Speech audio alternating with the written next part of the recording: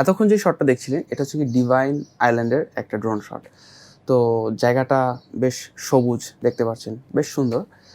এখন ব্যাপারটা হচ্ছে প্রত্যেকটা জায়গার একটা সুন্দর দিক থাকে, একটা অসুন্দর দিক থাকে। তো আমরা আজকে ডিভাইন আইল্যান্ডের ২ টা দিকই নিয়ে আলোচনা করব।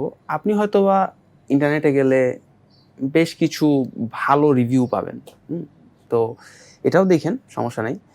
এটা নিয়ে পার্সোনালি নিয়েন না। এটা আমার কাছে যেটা ফিল হইছে বা আমি যতটুকু আপনাদেরকে দেখানোর চেষ্টা করতেছি, আমার চোখে দেখা, আমার নিজস্ব এক্সপেরিয়েন্স। চলেন আরেকটা দৃশ্য আমরা দেখে আসি।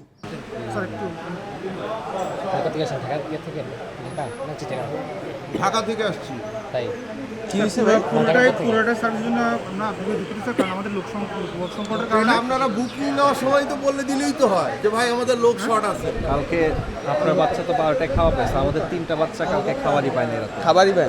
আমি তো চিল্লি করে বুঝলে হবে নাকি? আমাদের বাচ্চা রাতে খাবারই পায়নি। ও যখন বুকিং দিছি তখনই আমি বলে দিছি ভাই আমার কিন্তু খাওয়া টাইম টু টাইম দিবেন, আমি বিল নেন, সমস্যা নেই।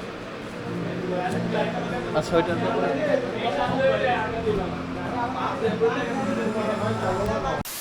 এতক্ষণ যেটা দেখছিলেন এটা এত সিরিয়াস হয়ে নেওয়ার কিছু নেই, জাস্ট রিল্যাক্স। এটার এক্সপ্লেনেশন আমি ভিডিও লাস্টে দিচ্ছি, বাট আমরা ভিডিও শুরু থেকে শুরু করি, আমাদের যাওয়া থেকে শুরু করে একদম শেষ পর্যন্ত আমরা কী কী এক্সপ্লোর করলাম এবং কেমন লাগলো A to Z আপনাদের সাথে শেয়ার করতেছি। তো চলেন যাওয়া যাক।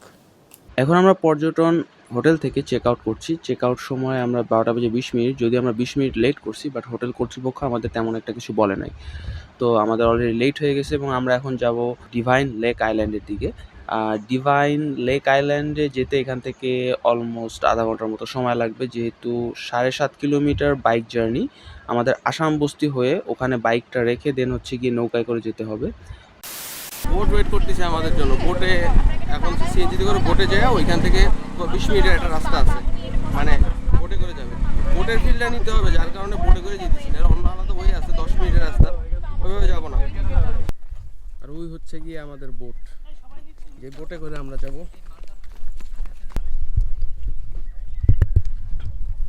এই রোদের মধ্যে তাও বোটে করে যাচ্ছি, কারণ লেকের ফিল্ডটা নিতে হবে। বাট আমার কাছে খুব ইন্টারেস্টিং লাগছে এই যে পিছনের এই রেস্টুরেন্টটা।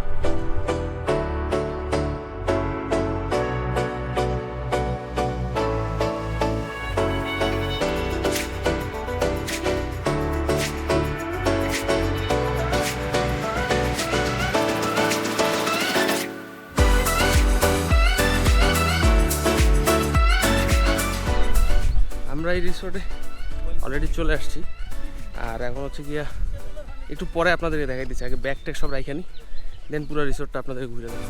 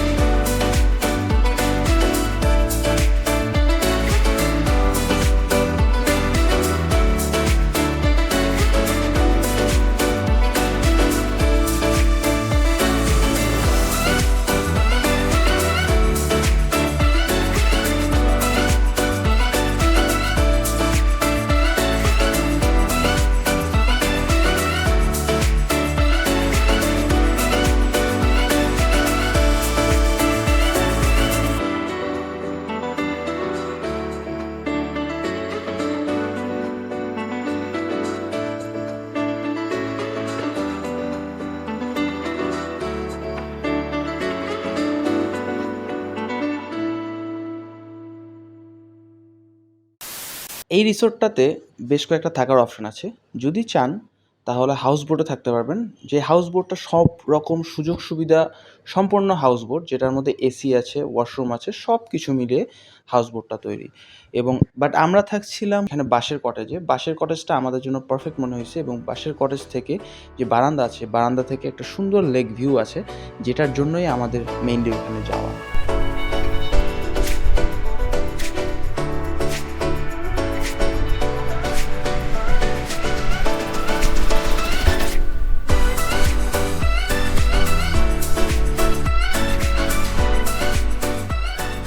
এই রুমটার রেগুলার ভাড়া হচ্ছে 5,000 টাকা। তো আমাদের একটু পরিচিত ছিল রেফারেন্সে, যার কারণে 4,400 টাকা রুমটা পাইছি। মানে রুমটা আসলেই অর্থিত। এইখান থেকে যেই ভিউটা দেখা যায়, মানে মাশাল্লাহ খুবই সুন্দর, খুবই সুন্দরভাবে সাজাইছে। মানে আসলেই ভালো একটা জায়গা ঘোরার জন্য ফ্যামিলি নিয়ে। আর এখন হচ্ছে আমরা এই যে লেকের পানিতে সবগুলো নামতাছি গোসল করতে। যেহেতু পানি গরম পাইছি, কিন্তু আসলে গিজার অন করা প্রত্যেকেরই।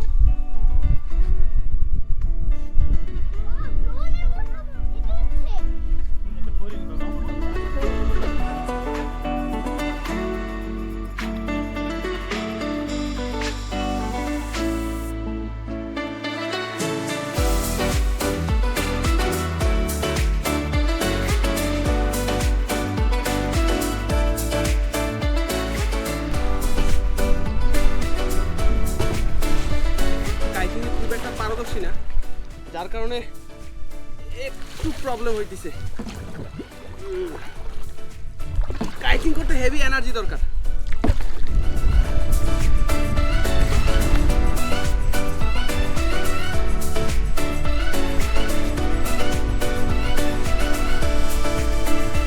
ভালোই, তবে কাইকিংয়ের ফিল্ডটা ভালোই। মানে সবাই কিন্তু বিকালবেলা কাইকিং করবে, কিন্তু আমরা একটু এখন কাইকিং করে একা একা ফিল্ডটা নিতেছি। আপনাদের একটু পুরো জায়গাটা একটু দেখাই, কিসের মধ্যে কাইকিং করতেছি।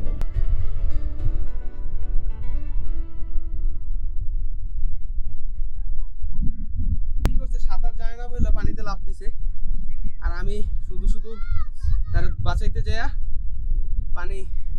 পানি খাইছি আধা কেজি। এখন আমাদের দুপুরের খাওয়া দাওয়ার সময় হয়ে গেছে, আমাদের দুপুরের খাওয়া দাওয়াটা কমপ্লিট করব। বাট প্রবলেম হচ্ছে গিয়ে যে এখানে আমরা বাইরে থেকে মুরগি আনছিলাম অলমোস্ট 3.5 কেজির মতো, যেটার কস্টিং 2600 টাকা পড়ছে। এবং আমরা তাদের কাছে 3 বার কনফার্মেশন নিছি যে তারা আমাদের মুরগিটা ভালো মতো রান্না করে দিতে পারবে কিনা। তারা 3 বারই বলছে তাদের কাছে ভালো শেফ আছে যে আমাদেরকে মুরগিটা ভালো মতো রান্না করে দিতে পারবে। But end of the day মুরগির টেস্ট ওয়াজ ওর্স্ট। কিন্তু তাদের সবজির আইটেম বেশ ভালো ছিল। আবার তারা বলছে যে এটা কিন্তু আগে বলে নাই, এটা ওইখানে খাবার অর্ডার করার পরে বলছে তাদের রুই মাছ বা অন্য কোনো কিছু অর্ডার করলে তাহলেই তারা রান্না করে দিতে পারবে। বাট এই কথাটা কিন্তু যখন আমরা রিসোর্টে যাওয়ার আগে মুরগি কিনবো তখন কিন্তু তারা আমাদেরকে বলে নাই। চলেন এবার এই রিসোর্টের কিছু অপ্রিয় সত্য সম্পর্কে কথা বলা যাক। যেহেতু দেখলেন যে খাবারের মানটা খুবই খারাপ ছিল আমাদের লাঞ্চের, এরপর আর কি কি হয়েছে সেগুলো সম্পর্কে এখন আলোচনা। যখন আমরা রাঙামাটি একটা প্ল্যান করি, তখন বার্গি রিসোর্ট নামে একটা রিসোর্টে আমরা বুকিং দিতে যাচ্ছিলাম। বাট ওইখানের ম্যানেজমেন্ট বলছে যে তাদের একটা বিজু উৎসব আছে, মানে তাদের ধর্মের, যার কারণে ম্যাক্সিমাম মানুষ ছুটিতে থাকবে, যার কারণে তারা বুকিংটা নেয় নাই। বলছে যে আমাদের সার্ভিসটা প্রপারলি দিতে পারবো না, যার কারণে আমাদের রিসোর্টের হয়তোবা নাম খারাপ হতে পারে, যার কারণে আমরা চাই না যে আপনারা আসুন, আমাদের রিসোর্ট কমপ্লিটলি বন্ধ। তো সেই ক্ষেত্রে তখন আমরা ডিভাইন লেক আইল্যান্ডে কন্ট্যাক্ট করি। তারা বলছে যে তাদের সব লোকজন আছে এবং প্রপার সার্ভিস দিতে পারবে, যার কারণে ডিভাইন লেক আইল্যান্ডটা আমাদের বুকিং করা। আমরা আমাদের দুপুরের লাঞ্চের জন্য মুরগি নিয়ে যাই বাজার থেকে কিনে। তারা বলছে যে খুব ভালোভাবে করতে পারবে, সেটার কথা তো বললাম। এবং সন্ধ্যায় আমরা বারবিকিউ করার জন্য বা রাতের খাবারের জন্য আমরা নিয়ে যাই একটা কোরাল মাছ, বেশ বড় সাইজের ছিল, অলমোস্ট 2650 টাকা দাম পড়ছে, হোয়াট এভার। বাট মাছটা তারা রান্না করে দিচ্ছে কমপ্লিটলি কাঁচা, মানে পুরা কাঁচা মাছ খাইছি। মাছটা কাঁচা হওয়ার কারণে আমরা তো কোনোভাবেই খেতে পাইনি। তো আমাদের যে সাথে যে বাচ্চাগুলো ছিল সেগুলো তো মানে একদম না খেয়েই ঘুমাইছে। বাচ্চা তো 12টায় খাওয়া পেয়েছে, আমাদের 3টা বাচ্চা কালকে খাবারই পায়নি রাতে। খাবারই পাই। আমি তো এন্ড অফ দ্য ডে আমরা কি করছি, তাদেরকে বললাম যে ভাই আপনাদের কাছে যদি ভাত থাকে আপনারা আমাদেরকে ভাত দেন, আমাদের জন্য না হলেও বাচ্চাদের জন্য দেন। তারা আমাদের কোনো রকম খাবার প্রোভাইড করে নাই। কিন্তু সকালবেলা আমরা দেখছি যে 10 থেকে 15 জনের ভাত তরকারি তারা ফালাই দিচ্ছে, নষ্ট করছে, বাট আমাদেরকে দেয়নি। এরপরে আমাদের সাথে একটা কন্ট্যাক্ট ছিল যে সন্ধ্যার সময় তারা আমাদেরকে ফ্রি স্ন্যাক্স প্রোভাইড করবে, যেটা আমরা ওখানে যাওয়ার পরে যখন বললাম যে আমাদের ফ্রি স্ন্যাক্স কোথায়, তারা বললো যে তাদের কাছে অ্যাভেলেবেল স্ন্যাক্স নেই, বাট আমাদের পাশে যারা এসছে তাদেরকে দিছে হোয়াটএভার। এটা একটা গেল। দেন আমাদের সাথে কন্ট্যাক্ট ছিল যে কাইকিংটা ফ্রি, বাট ওইখানে যে কাইকিংয়ের দায়িত্বে যে আছে তারা অনেকটা জোর জবরদস্তিভাবে আমাদের কাছ থেকে কাইকিংয়ের টাকাটা আদায় করতে চাইছে, বাট পারে নাই, কোনো একভাবে ম্যানেজ করে চলে আসছি। তাদের ভাত আর তরকারি দিয়ে, জাস্ট ভাজি আর ভাত দিয়ে তারা একটা বিশাল লিস্ট করে দিছে আমাদেরকে। অলমোস্ট সেখানে 7,000 টাকার মতো বিল আসছে।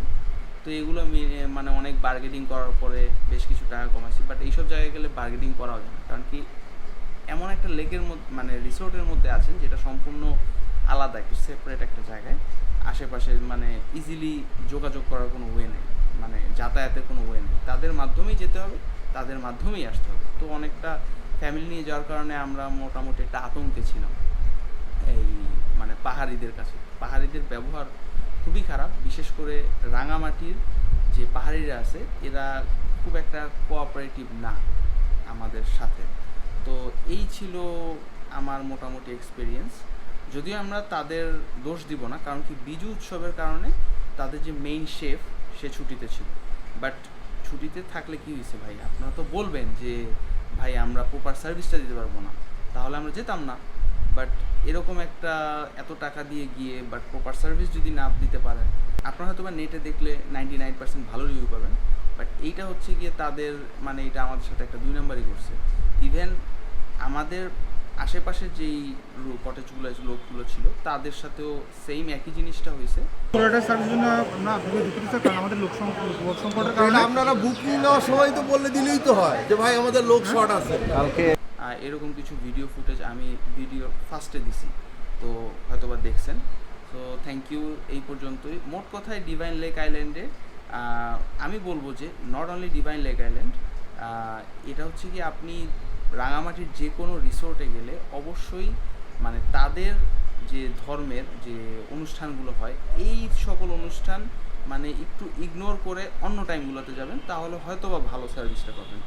হয়তো বা আমাদের ব্যাড লাক, যার কারণে এরকম একটা ইনসিডেন্ট আমাদের সাথে হয়েছে। যাই হোক, সবাই ভালো থাকবেন, সুস্থ থাকবেন, keep watching and supporting the highway story. By.